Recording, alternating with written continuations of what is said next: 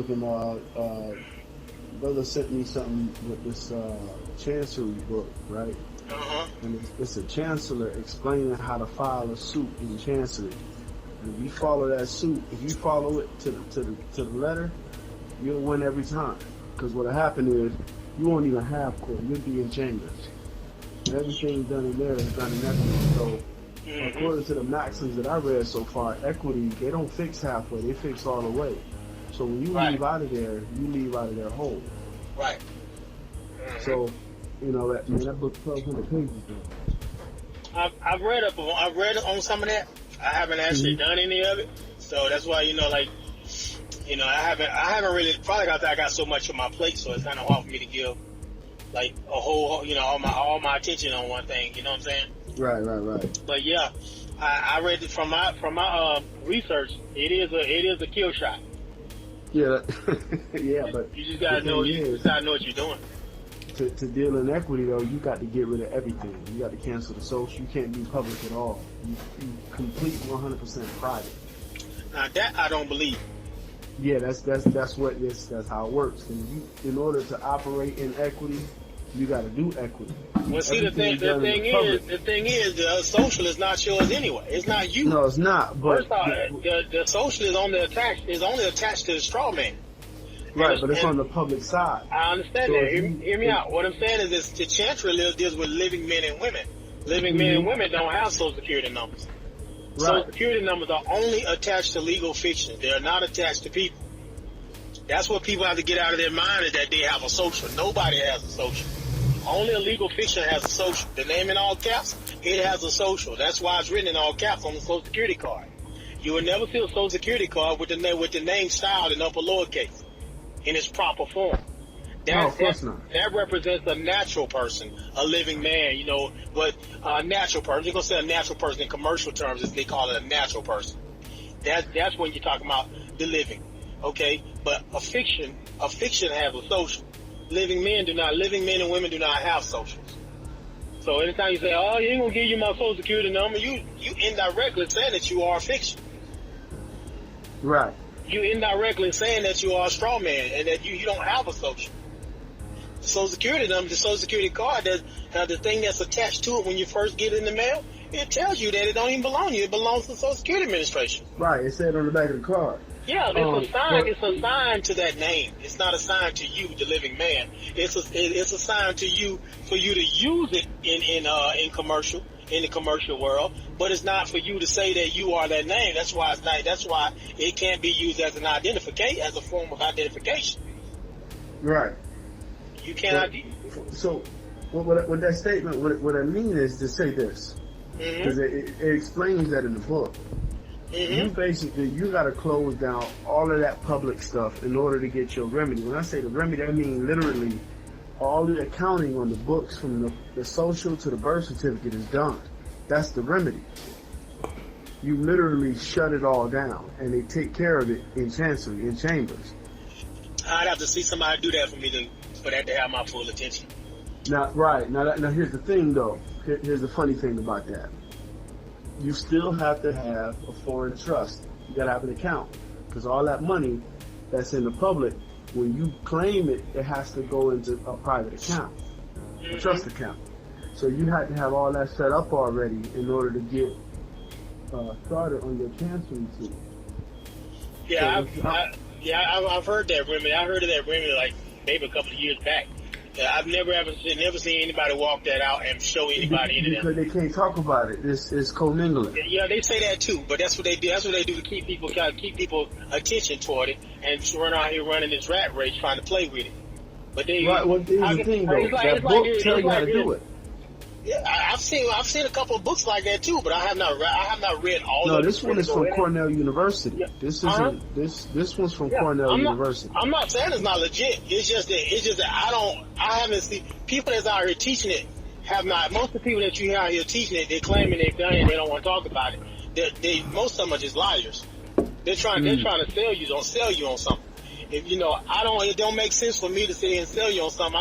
I can't walk you through and show you nothing. I can't even have a private class where I can show you all the nuance or all the meat and potatoes of the whole process. I'm gonna see how like it's so hush information to where you got to buy this book and figure this shit out your damn self.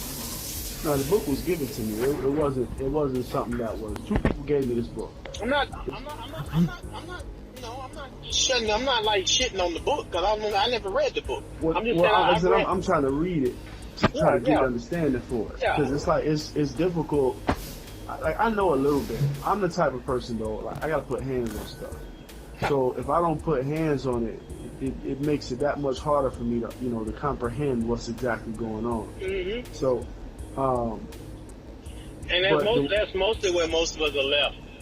Right. With just a little bit of it, and we find ourselves stuck on that thing, trying to figure that thing out. And we don't have enough information or know-how to do any of that stuff. And I think a lot of us overcomplicate some of the simplest shit. And I know I'm guilty of it. I've overcomplicated a lot of stuff that's in this court. That's how to navigate in the courts and get remedy on some things.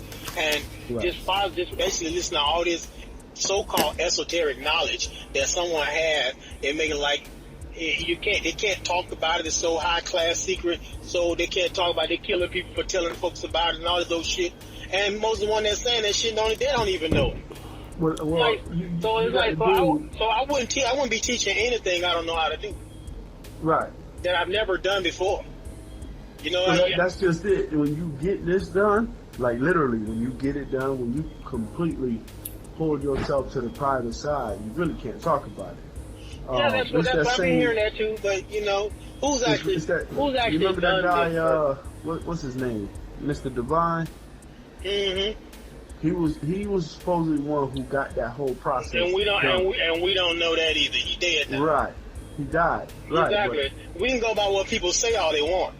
A lot of people got their testimony as to what they done did, what they have done, all this.